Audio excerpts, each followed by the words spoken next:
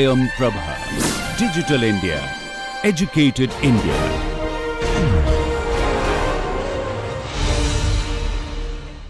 Hello everyone.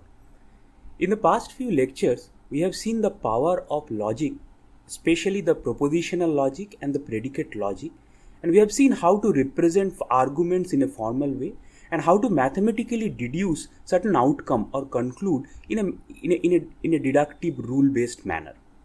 We have also seen that there are many applications, one of them ranging from problem solving to automated reasoning, but this logic is widely adopted in reasoning about automatically some system behaviors, and it has been widely adopted in artificial intelligence and machine learning domain. In today's lecture, we are going to show you that some of the very important applications of logic, namely to analyze the behavior of a program. So let us try to start with an example to highlight what we want to do. So suppose you have wrote a program with an intent that it will take two integers and it will try to divide one integer with another, and it will try to produce as an outcome the quotient value and the remainder value. So different students can write this program in a different manner. So I have written two particular variations in writing this program, which says the first variation says that I will do this by repeatedly subtracting the value of one integer with respect to the other and thereby converging to a particular remainder. So the program here says that I read two integers, I set up the quotient value to 0 and the remainder value to x. Then what I try to do is until my y is less than the value x here. So what I do is that each time I subtract one y from x. So each time I repeatedly go on subtracting it, thereby incrementing the quotient value, and finally output the quotient, and whatever remains is my remainder.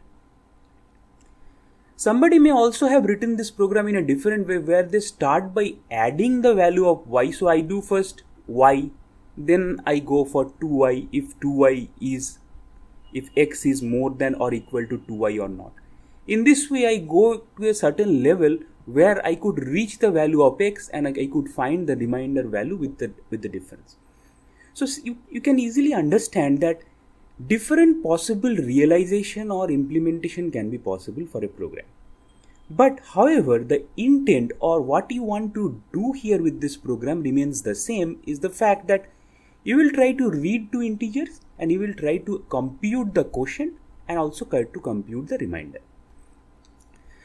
So how can we say that the programs that some person wrote is, though it differs in the writing style, how can we say that both the program are doing exactly the same thing? That is, both the programs are calculating the outputs correctly.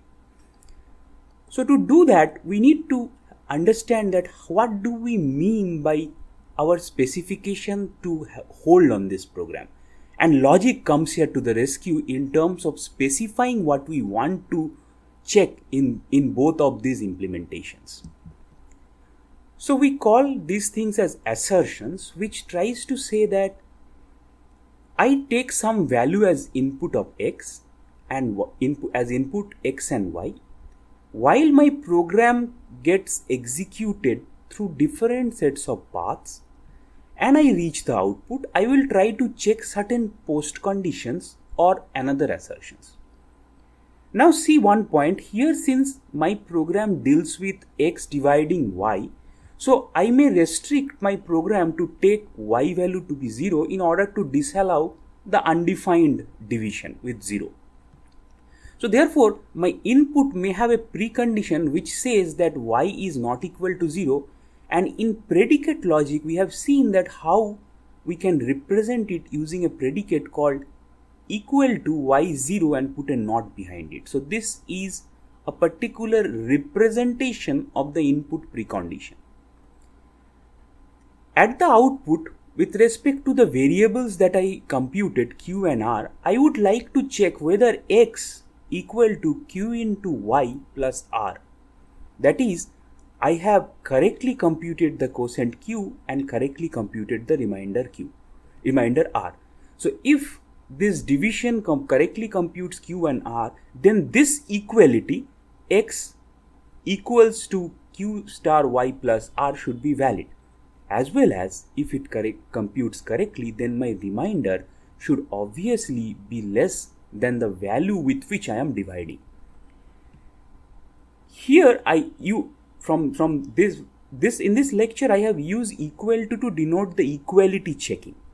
Now you see that if I try to encode the post condition in terms of predicate logic, I could use certain predicates like equal to, and also certain symbols, functional symbols like multiplication, addition to write it. So the right side says multiply q with y and then have a sum of that multiplication with r.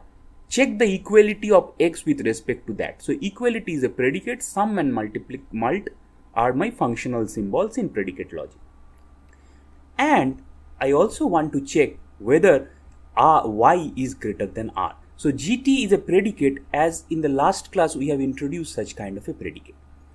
Now see, the particular precondition and denoting or representing the particular post condition is irrespective of the implementation that somebody could write. So looking at what I have to do, I could set up these assertions. Now, how logic or deduction mechanism comes into picture to verify whether I am doing the correct thing in my program. So now if you again go back to the program, you can see there are statements and there are conditional branchings and loops inside the program, as you have already written in your programming courses. So each statement is basically transforms the input to a certain value. The transformation may be such that the input remains the same, some other variables get changed, but each step or assignments or branching condition with assignments used to translate certain values or change certain values and thereby have some program transformation going into it. The second point to note in the program is there could be many such paths from the input side to the output side. So this program, you can see that there is a path which loops inside multiple number of times and then come out. There also is a path when the condition of the loop gets false and it bypasses the inside statements and come out. In case of if else, you have already know that there are, if you write if else blocks, that is branching or conditional statements, then there are two different paths through which you could proceed. So now to see that whether your written program performs appropriate transformations of the input and produce the output, so that from the precondition you can always reach the post condition from your program. So that is the challenge that we want to address, and we will see how our deduction mechanism gradually converts or reason about if your precondition is true and taking the program transformations that you have written, try to prove that the post condition is true or not. So in logical representation or formal sense, we try to see that whether for every value of x and for every value of y, that is my input and that is unrestricted because I have no control over which value it will give, my program computes at least one q and r. So there exists a q and r which are the output of my program that it computes, such that the input precondition is transformed along the program execution paths and produces the output condition. So this particular formula has a little bit of new construct which I have defined, that this curly right side arrow, which means that from the input precondition I would try to apply program statements as the transforming entity, so that if this is true, the input precondition is true, can I reach to a scenario where the output precondition is true. It may be noted that there is a juxtaposition of quantifiers for all and there exists, because the inputs are not in my hand. It could be any possible input combinations that can check, but I would like to provide a correct output. Therefore there exists some output for which this, if I could validate this, then I am sure about my program is doing the correct thing. A pertinent point to note here is that, see, irrespective of your program writing, this input precondition and output preconditions are sensed. And therefore, the program requirement is irrespective of how you write your program. For the second case also, there could be different parts and there could be different sets of transformation of the program that could lead the precondition to the postcondition. So we will try to see how we could formally reason about such kind of a transformation using our known knowledge of predicate deductions and propositional deductions in the next few slides. So to start with, let us go one by one. Since our program can have assignments, operations, branching, loop, arrays, so we will try to see one by one from the simple programs to the complex one how we could reason about them. As you can see, this is a program which does swapping of two numbers. It reads two integers. Remember, here the input assertion, there is no precondition. So everything in the world is true because any integer can come inside this program as an input. So this 5-line code snippet that I am showing is just a pseudo code. It's not in any language, but you could easily transform it to some language like C or C++.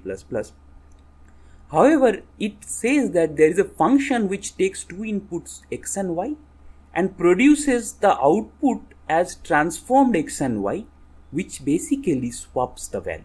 And if you calculate manually by hand, you can see that these three operations are swapping without using any auxiliary or extra variable. So in the output, we want that the new valuations that the x variable will get will be equal to y. Remember, I always use equal to denote the equality. It's not the assignment anymore when I write it in the representation in predicate logics.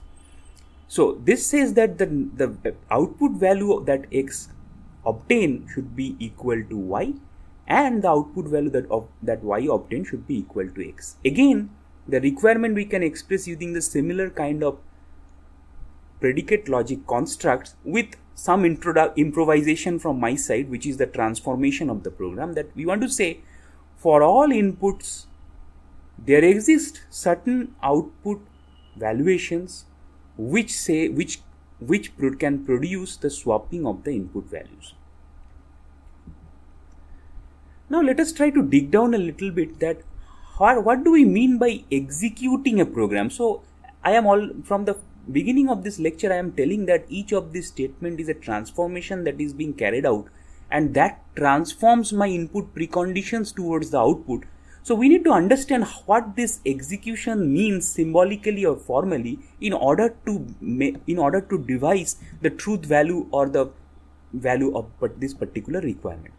So in normal execution, if you would see that, let's say you give x value as 3 and y value as 1, then after first statement it will be x will be 2, y will remain the same.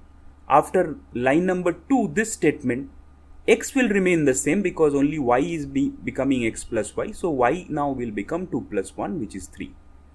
After the third line 3, then 3 minus 2 will be my x and y will remain this, and fourth line will just output these values. So you can see that input 3 and 1 has been exchanged. However, this is a particular case because any integer you have to show for any integer it can hold. That is, for all x, for all y, this post condition must hold. So something we introduce as symbolic execution. For this case, it will look very straightforward, but gradually we will see the beauty of this symbolic execution for arbitrary inputs. Try to remember one thing when we try to deduce propositional logic using universal specification. We say that for an arbitrarily chosen value of x and y, this should hold. Let's say the arbitrarily chosen value of x and y be alpha and beta, then I could rewrite this requirement as the output that I would get from the transformation of the program starting from alpha and beta as x and y will be equal to this is as beta and this as alpha.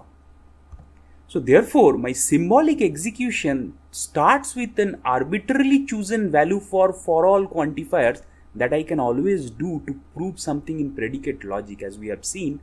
And each statement just is a mathematical interpretation or symbolic interpretation of the operations that we perform. So here, instead of normal execution, we simply do symbolic execution, that is alpha minus beta, y remains the same.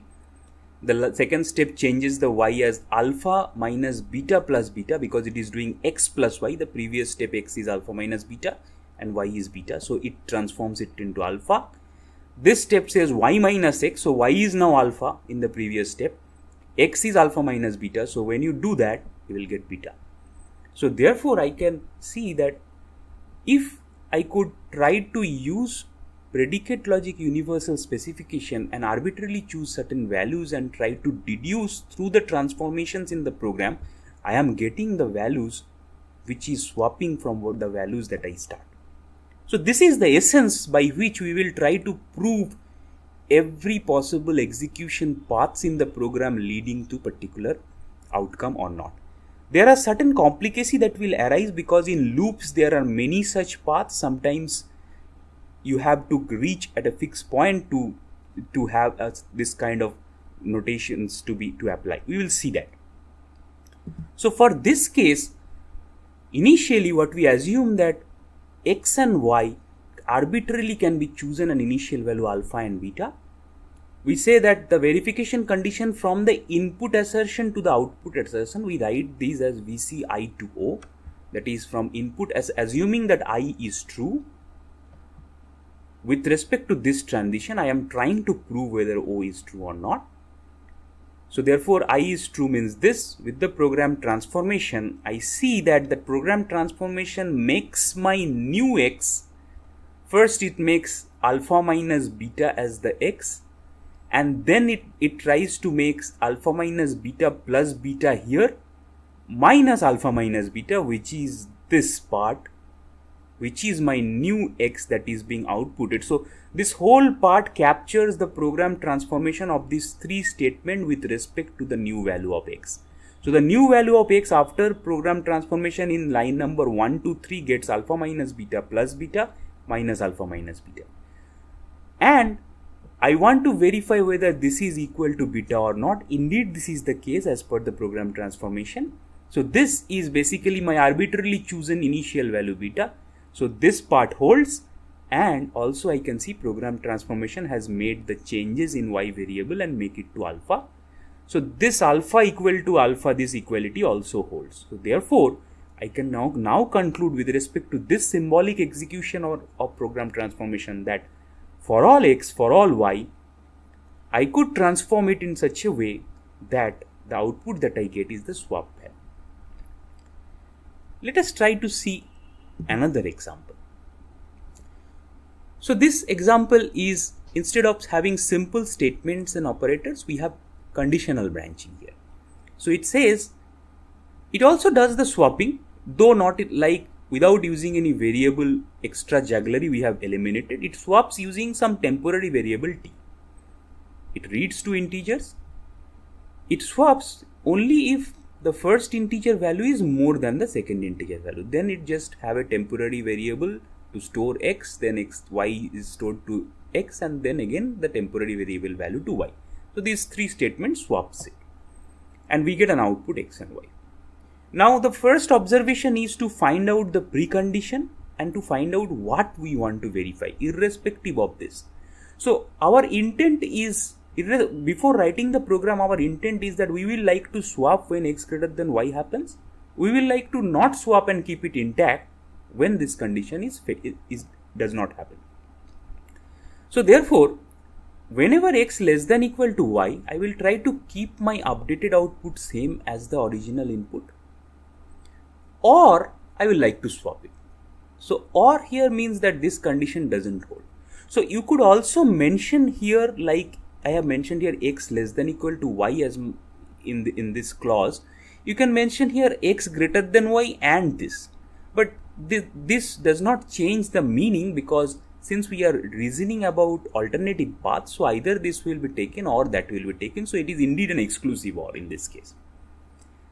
So again, my program requirement would be for all values of x and for all values of y, I could realize an output x dash and y dash such that since there is no precondition I, the set of program transformation may lead me, if x is less than equal to y, the new value of x would be equal to x and new value of y will be equal to y, because I am bypassing the if condition, then this will happen, or it will get swapped if the if condition holds.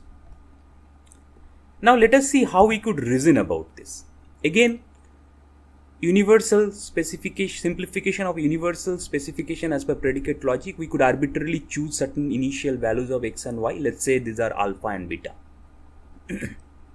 Here you see, we have to see two different execution paths. One via if going towards the output, one from the input bypassing if going towards the output. Therefore, there are paths from I, which is the precondition, going through satisfying the if condition, that is my branching condition C, which is x greater than y, and going towards the output. So we would like to verify that the precondition along with the branching condition with program transformation can generate the same guarantee as shown as Prost condition. So this is indeed the case, because I and C means true and alpha greater than beta, because since I have started x as alpha, y as beta, so my program branching condition is x greater than y and I am taking it. So assuming this to be true, now you see that what will be your right side taking x as alpha and y as beta? You want to see the transformed program makes x dash and y dash as alpha and beta or not. Since alpha greater than beta, so you are taking the swapping. So therefore this will not match, because if alpha less than beta, I am saying that my x dash will be beta equal to alpha, because it has changed now. Let me reiterate what I am trying to say here. I am trying to say here, assume that you have taken the branch. So when you have taken the branch, then the new value of x dash is the swapped value, that is from the original y, which will be beta, and the new value of y dash, that is the new value of output, will be alpha, because you have taken the branch and the branch transformation inside it says you to swap the input values. Therefore, if you rewrite this condition in terms of branch being taken, so your x dash will now be beta and your y dash will now be alpha. So this can be rewritten as alpha less than equal to beta and beta equality alpha checking and alpha equal to beta checking. Now the fact is that this is false because your alpha is greater than beta first of all, and also this does not match. However, after program transformation takes place, your x dash become beta, which is equal to your y, which was beta when you given the input it, and your new output y dash became alpha and your this become alpha. So this condition holds, and since it's an OR, therefore whenever the precondition is true, I get the program transformation in such a way that there exists a value of x dash and y dash which comes out from the program through if branch taking, gives me the right side or this whole expression to be true. So this is one particular aspect that we have checked. Now to bypass the if and try to see it, we will go by the similar analogy that precondition and negation of the branching condition with respect to program transformed output, or there exists a valuation of x dash and y dash, can guarantee the outcome or not. So when I say not alpha greater than beta, that means I am bypassing the loop.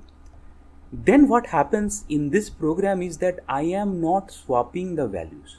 I am just bypassing. That means I am keeping the values of x and y intact. So my x dash will now be alpha, my y dash will now be beta as it is.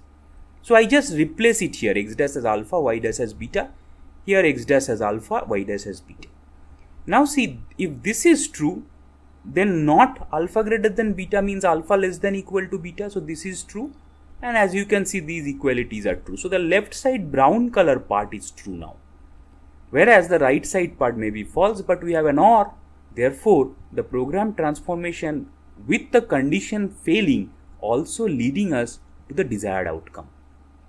Hence, we can say that this particular specification or the requirement that we have mentioned, our program truly goes with that requirement.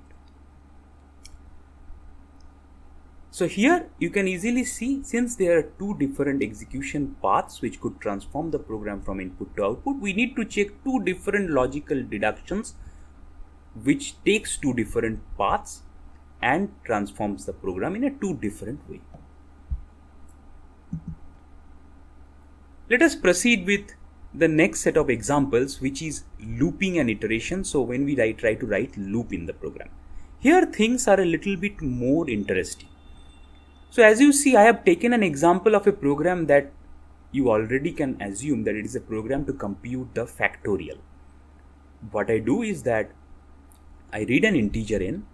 Obviously, when you compute the factorial, obviously your input precondition would be that your number is non-negative. So that is an assumption. As we have an assumption in the remainder and quotient determination code that my divisor could not be 0. So therefore, this is an assumption that the number that you want to take a factorial of should be non-negative. Now we use a loop based mechanism to do it. So if I equal to 0, I calculate factorial in f. So I initialize these two variables. I loop until I less than n, so I increment I one at a time and try to multiply with the factorial. So in the next iteration, f will be 1 into 2. In the third iteration, it will be 1 into 2 into 3. Then 1 into 2 into 3 into 4. So whatever be the f value will be multiplied by one index more in value of I. And I iterate till I reach a point of n. And then I come out and produce the output f. So now my point is that here we have to introduce two new things. It will be clear why we are trying to introduce it. See, now my program path, unlike the previous case, is not two different execution path and we finish.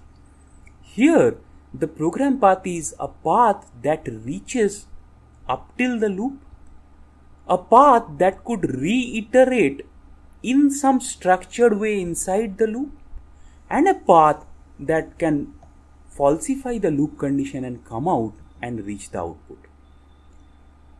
So the path that is starting from the execution path that is starting from the input to the loop, and the path when I falsify this condition and come out to the output are straightforward paths.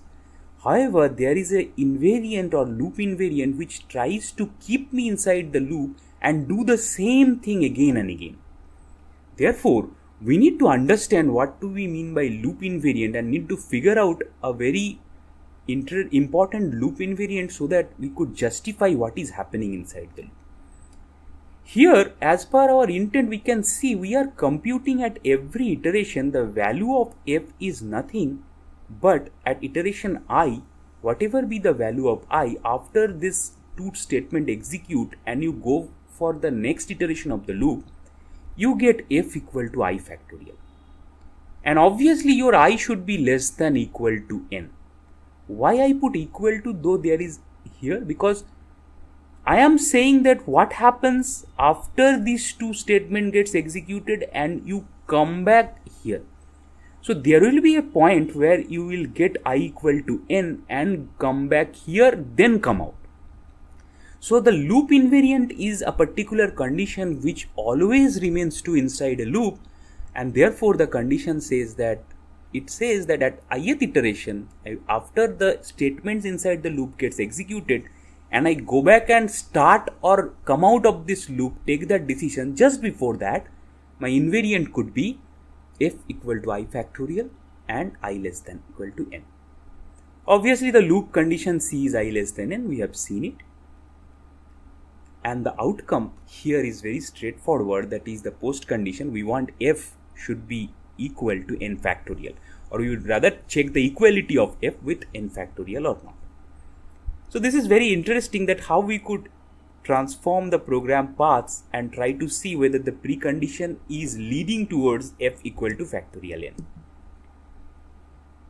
As before, the requirement says for every value of n, I can compute the factorial f. There exists some factorial f such that if n greater than 0, my program transform will say f will be equal to n factorial. So this, remember again, this is equality operator. I just put a single equality, but in terms of C, if you try to see, it is double equal. So this is a predicate. This is also a predicate.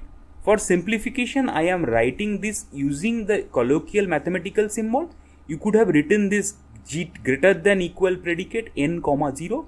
You could have written this equal predicate f comma n factorial. So my program requirement says this. As earlier, to analyze this, we need to figure out some of the initial values for the inputs. So for n, let's say n takes certain input, arbitrarily chosen value, which is gamma. And let's say since this loop is going to reiterate, and after executing these two statements again and again, I need to prove whether loop invariant remains or holds as I have mentioned here in terms of logical formula. So let us assume that the current value of I and fact at every iteration, let us say the current value is alpha and beta. So after executing, so let's say when I start the loop, my current value of I is equal to alpha and f is equal to beta. So after executing these two statements, the current value of I become alpha plus 1 and the current value of f becomes beta into alpha plus 1. So now I have to guarantee that if I have to guarantee that the operations inside the loop transformation is doing in such a way that the loop invariant remains intact, then with respect to alpha and beta, and after this transformation with respect to alpha plus 1 and beta into alpha plus 1, I have to guarantee this one as well.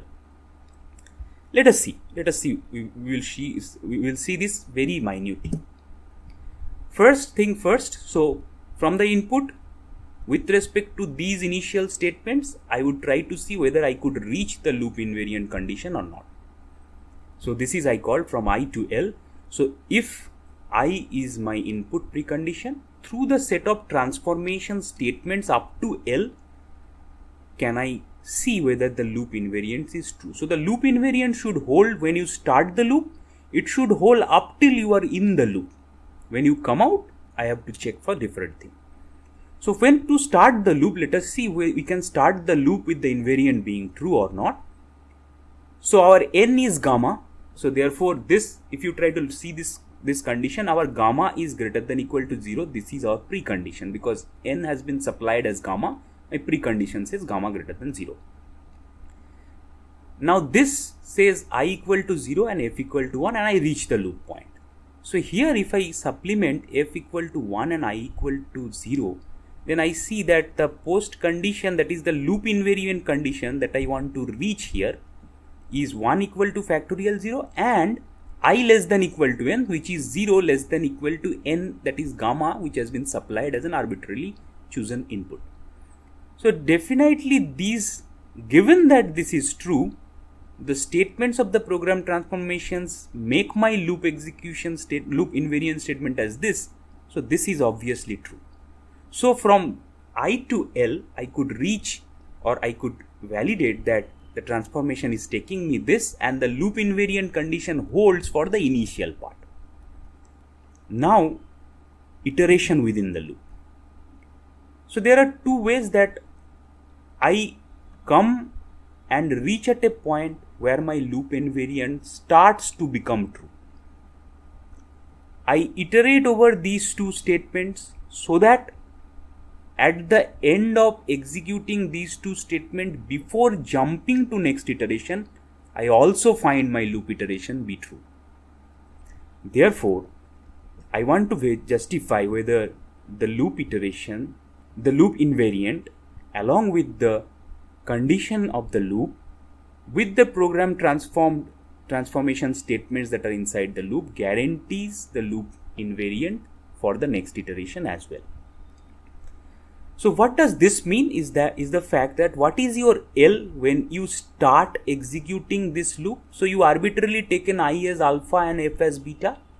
So therefore your L when you are at a ith iteration in the loop is, your f is beta, I is alpha, so beta equal to alpha factorial and alpha less than equal to gamma. So this magenta color is your loop invariant when you are at ith iteration starting the internal statements. The loop condition obviously says I is your alpha and n is your gamma as supplied, so alpha less than gamma. Now there are two statements which transforms the i's, which transforms your alpha as well as your beta value to a new one. Your alpha becomes alpha plus 1 and your beta becomes beta into alpha plus 1.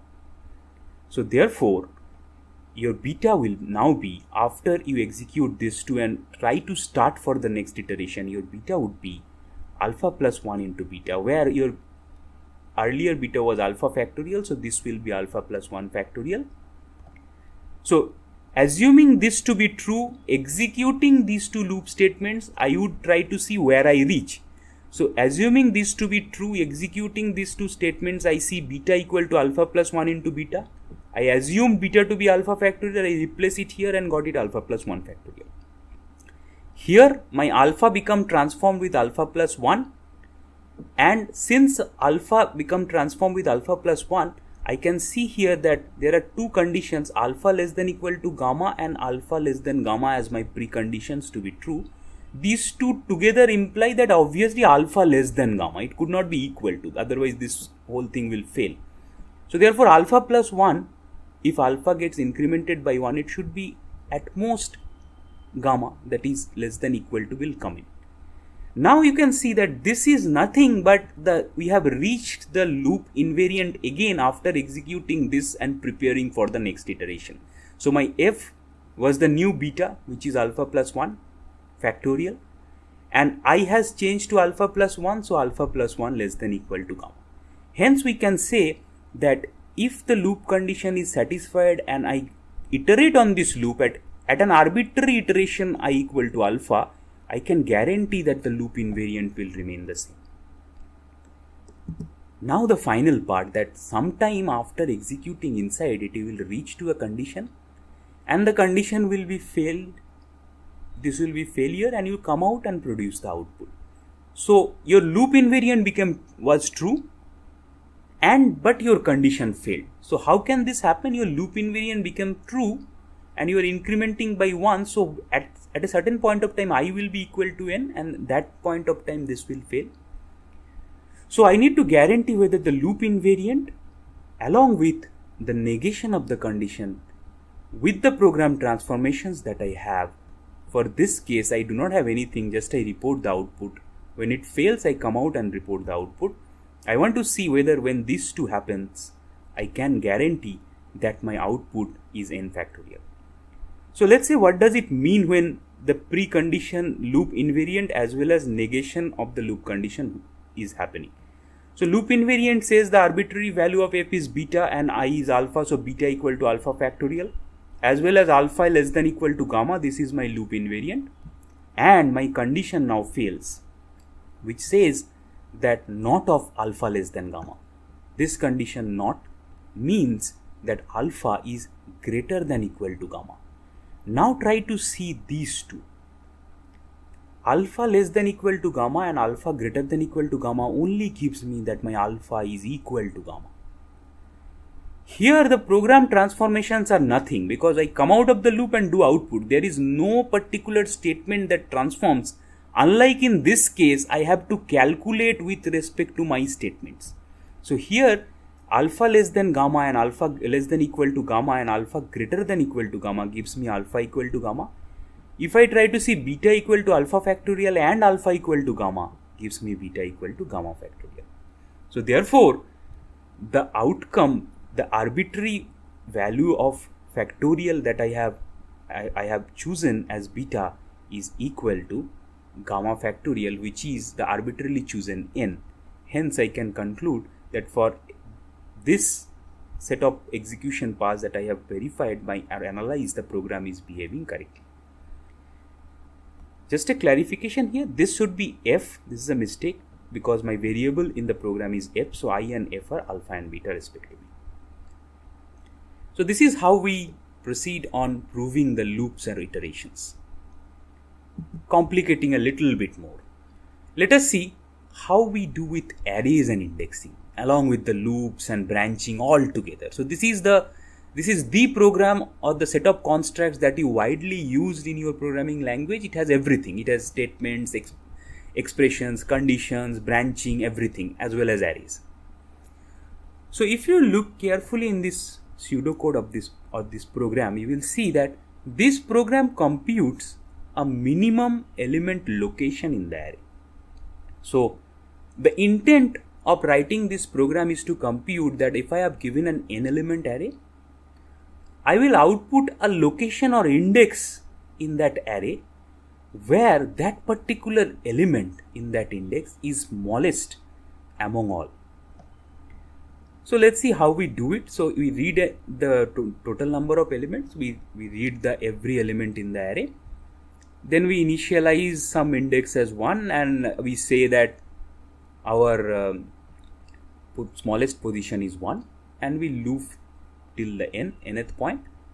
So every time we will try to see that if I is, we increment I and then try to see if ai, that is the current position that I am looking, is already less than the position that I hold. That means I need to update it because the current position is the lowest. Then I update the lowest element position as I. And finally, at the end of the loop, I have checked everything and can output it. Now here you can see that obviously the initial condition is that you have at least one element because I want to find a minimum element. So I assume that I have at least one element. So the input precondition is n greater than equal to 1. What will be the loop condition? Try to see at the ith iteration what actually is valid over this loop. So at the ith iteration, if I am inside the loop, or since it's an increment by 1, so even if I am just trying to come out of the loop, I can at most be equal to n and I start with 1. So one of the loop invariant condition would be 1 less than equal to I less than equal to n. My p starts with 1 and it keeps on increasing or remain constant, because if I compare and see there are a other minimum point which is beyond the index that I am in, so I will increment it and I will assign it to I. So p cannot go beyond I, that is cannot go beyond this less than, so p should be less than equal to I, because at every iteration inside it p cannot go beyond I. Till ith point I have seen and my p is the minimum till the ith point element. So this is a loop invariant, 1 less than equal to p less than equal to I. Finally, in this loop, when you execute these two statements and trying to re-execute or reiterate in the loop, always you hold the minimum valued index in p, which translates to that the index that the element point by the index p should be smaller than or equal to all other elements you have seen till now. That is the I elements you have seen till now. So AP should be less than equal to A1, AP should be less than equal to A2 and so on till AI. Remember, I have put in less than equal to because I want to find the smallest element, and among all the elements, smallest element will definitely be within an index from 1 to I. So there will be a pth index here somewhere. So that's why to complete the matter, I say this less than equal to all the elements that I have seen till ith iteration. Obviously, this is my loop condition I less than n, and this is that I indicated using C1. My branching condition inside the loop is AI less than AP, as you can see here. So finally, at the output, what do I want to see? I want to output at index p. Definitely that index should be within 1 to n, and that particular value should be the smallest. So when I produce an output, I always try to find that this value should be less than every possible elements there in the array. So this is my outcome. Now, as earlier, from the initial precondition through different paths and the loop execution coming to the output, I need to guarantee whether this would happen or not. Here you see there are n is one input and n elements in the array are other n inputs. So there are total n plus 1 inputs we have, which is basically free because I can give any value. So for all n and for all inputs a1 up to an, I want to find a p. There exists a p such that, and I want to find a p such that the element ap is holding this condition that ap should be less than equal to a1, ap should be less than equal to a2, so on, ap should be less than equal to an. So this right side is just the post condition or the output condition that I want to reach, and my precondition is that I have at least one element in my hand. Let us try to see in similar analogy as we have trying to deduce whether this program behaves perfectly or not. Here we need to do two things. First of all, we need to also calculate out the loop invariant thing that we have just discussed in the previous slide. Also, inside the loop we have two different paths, one via if, one bypassing if. So therefore, inside the loop invariant we need to compute both paths in the loop invariant. We will see how we will do that. So assume that the initial value of n is delta. So since I have all this as universal quantifier, we can arbitrate predicate as per the predicate logic deduction rule, universal specification. We can arbitrarily choose values for n and all these array elements. So we are arbitrarily choosing n to be delta to start with and all these array elements to be alpha 1, alpha 2 up to alpha n. And also we need to see when we should compute the loop invariants while re-executing inside the loop. The some arbitrary value of I and p we need to consider. So we will consider I as beta and p as gamma. So for the time being, for the first thing, we only need two values. One is your n is delta, and your the initial value, that is you have your input is n, and you have one value to consider here because you have not executed loop yet now but reached to this point. So we have to prove from the input or the input condition, precondition, through these two statements listed in line 1, can we reach to the loop while we try to satisfy the loop invariant. So first time when we reach the loop, as we have seen in the previous example, here also we need to prove that first time when we reach the loop invariant holds true. So the precondition says n greater than 1, so n has been arbitrarily chosen as delta, so delta is greater than 1. Now you see that I has been fixed to 1 and p has been fixed to 1. So therefore my loop invariant condition now becomes 1 less than equal to 1, which is my I, after only executing the initial part without going inside it but just reaching to the loop. The right side says 1 less than equal to p less than equal to I, so this is 1 less than equal to 1 less than equal to 1. And this part says my I is 1, p is 1. So the only one element I have, that is a1, which is taken as alpha 1 while choosing arbitrarily. So therefore alpha 1 less than equal to alpha 1. So you can see the program transformations of the line number 1 has made me into this post condition, which is my loop invariant, and it obviously holds because delta is greater than equal to 1 as per my precondition. So all these three inequalities hold, and it has and inside it, so everything holds. So I can reach from input precondition up to my loop satisfying the loop invariant. Now the second part, I need to show that at an arbitrary iteration number I, which is beta, at beta iteration, if I go along with the if part and if I go along without the if part, I will satisfy this loop invariant always, one by one. So now I see that I have entered inside the loop. I have the loop invariant true and C1 is true. So I have entered inside the loop.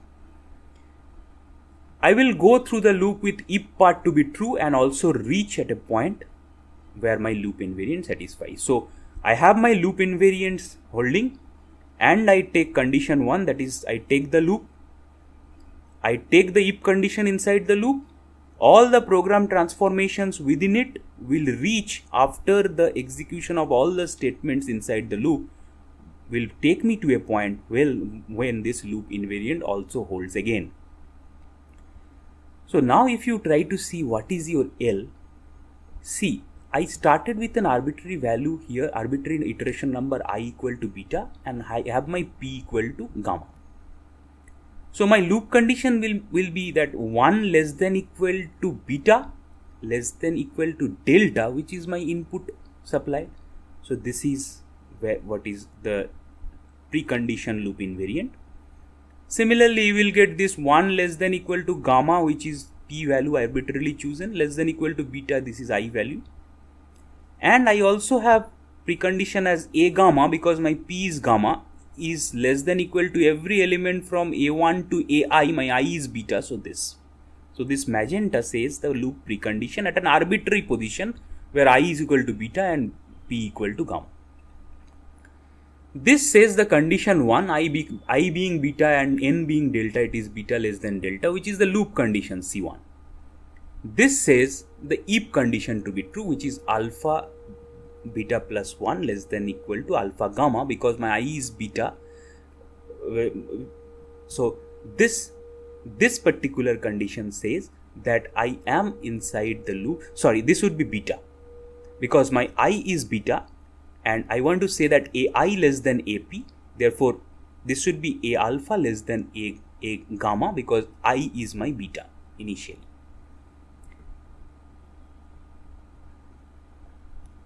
Okay, so excuse me, just a clarification. So when I come here at this point, I have incremented I to I plus 1. So therefore at C2 my I become beta plus 1. So actually this is correct. So whatever I told is a bit confusing. So let me reiterate once again. So this condition C2 is the condition from here. So I am assuming this precondition to be true. Therefore my I has become beta plus 1 when I reach C2. So therefore alpha beta plus 1 less than alpha gamma, because P is gamma still. So with this premises holding, I would like to see if I execute P equal to I and finish this loop before I reach to the next iteration, can I say that loop invariant holds still? See, what are the transformation being made? When I start with I equal to beta and P equal to gamma, I change to beta plus 1. And I took this loop, this particular if condition. So P also has been transformed to beta plus 1 after I end this. So after executing, I becomes beta plus 1, P becomes beta plus 1. So therefore, beta, which was the initial I, becomes beta plus 1. Then your gamma, which is the initial value of P, became re-initialized with I, which is beta plus 1. Now see that the first condition that I reach for the loop invariant is true, because I less than equal to beta less than delta along with beta greater than delta, beta less than delta, only says that beta should be less than delta. It cannot be equal. So beta plus 1 should be at most equal to delta. So this holds.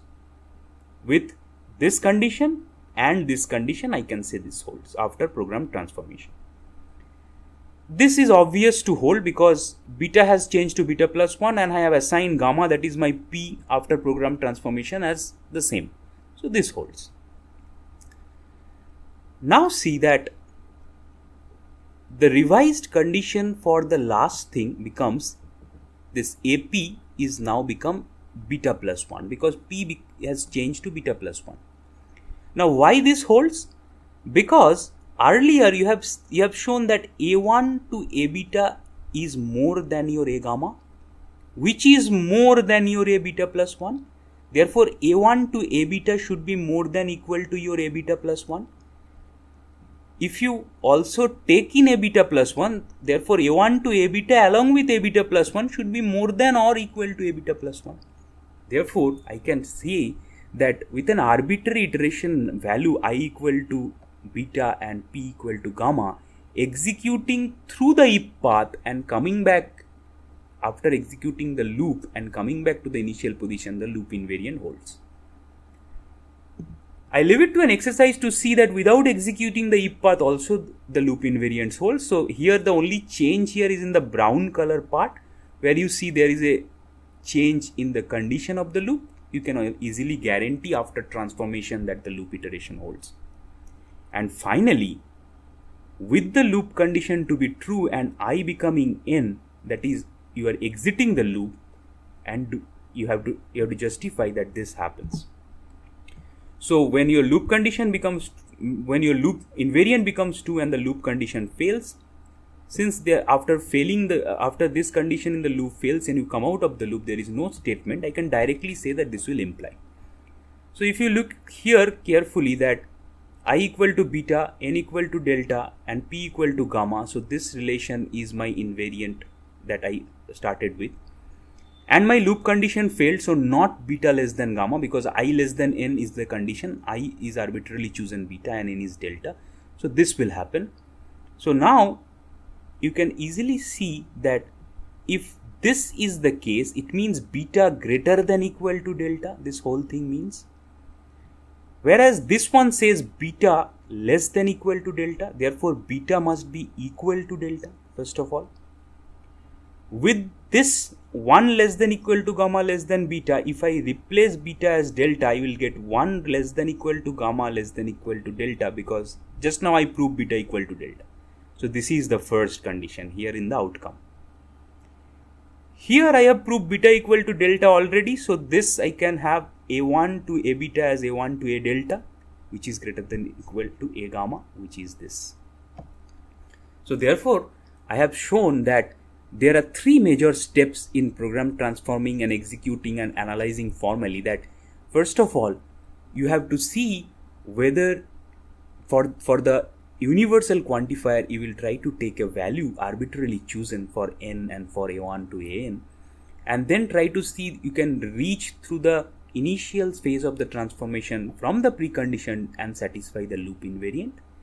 Then when you are at an arbitrary iteration I, that is an arbitrary value of I and its internal variables, executing through all the paths you could reach and again proof the loop invariant holds continuously.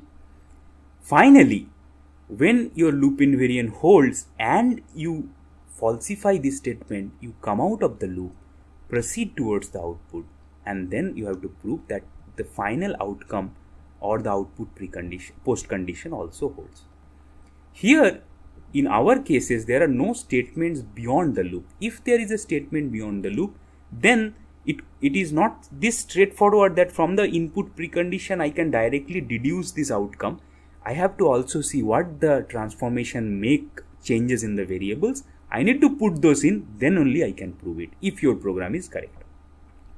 So this is the way how we analyze programs and how directly predicate and propositional logic concepts come into picture and the deduction system come into picture.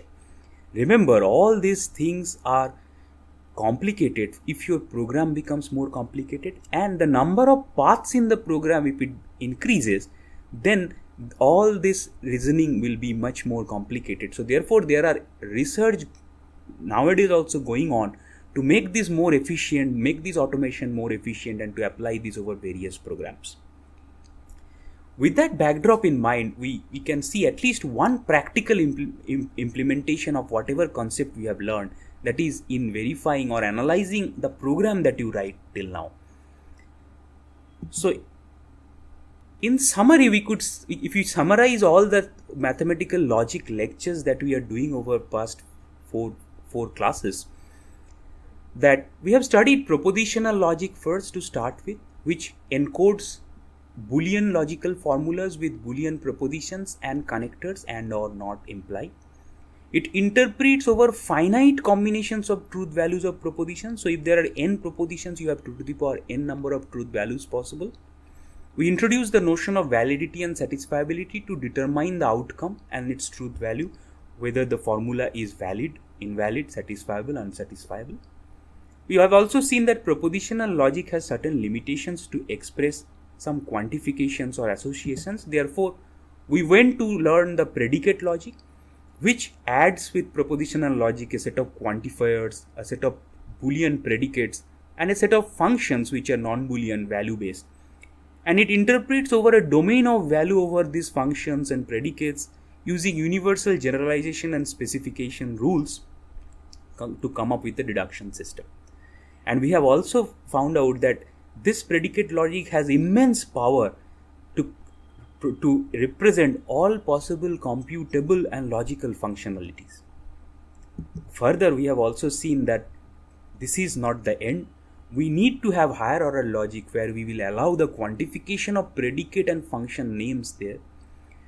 We can see that we need to relate between time worlds to express the behavior of a system which is running over time and trying to have certain behaviors which relates to different time points.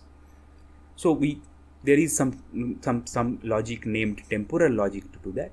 We have also seen there are certain computations which is beyond the capability of representation and deduction through logic, which we call as unsolvable or undecidable computational problem in computer science parlance, which cannot be modeled using this set of logics. Finally, in our previous set of lectures, we have initially seen that how we could apply logic to solve problems, find a goal, and analyze cause, effects, arguments, everything. Today we have seen a detailed overview that how these deduction systems and these logical representations helps us to analyze the behavior of the program and to verify whether your program is behaving as per the specification or intent. There are many more applications of the logic, and I would like to stop here, but I would encourage you to find out and to try apply logic, because it's very beautiful to structurally abstract out and represent a naive property or a particular arguments into such kind of a form. So tell me if you find anything where you could apply your logic. Thank you.